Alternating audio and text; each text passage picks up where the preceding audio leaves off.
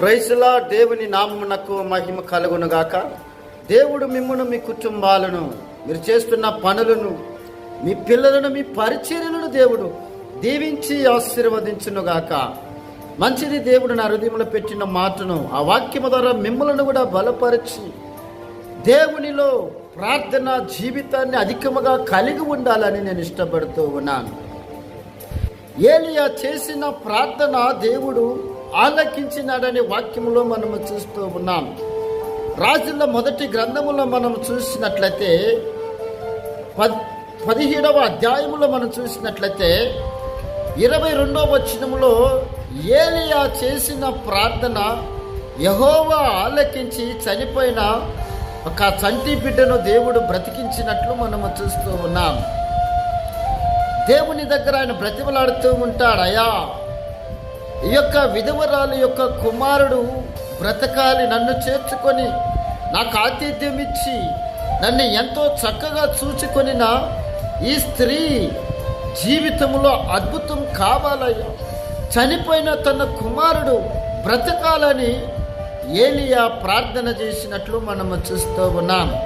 అక్కడ అంటాడు, యెహోవా ఏలియా చేసిన ప్రార్థన ఆలకించి చనిపోయిన వాడిని మరలా బ్రతికించిందని వాక్యంలో మనము చూస్తూ ఉన్నాం.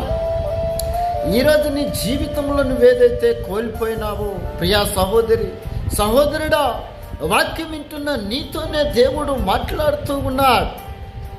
అలనాడు ఏలియా ప్రార్థన ఆలకించిన దేవుడు ఈరోజు నీ ప్రార్థన ఆలకిస్తాడు.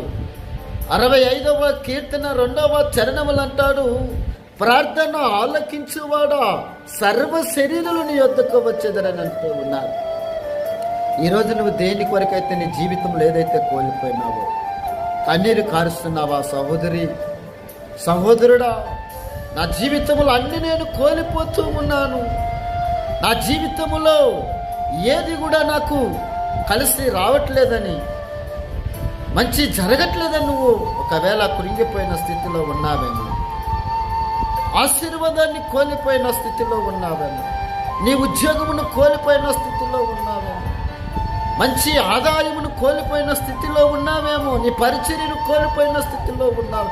ఏదైతే నువ్వు కోల్పోయినావో అది మరలా తిరిగి దేవుడిస్తాడు. ఇక్కడ ఏలియా చేసిన ప్రార్థన దేవుడు ఆలకించి మరలా ఇచ్చినట్లు మనము చూస్తూ ఉన్నాం.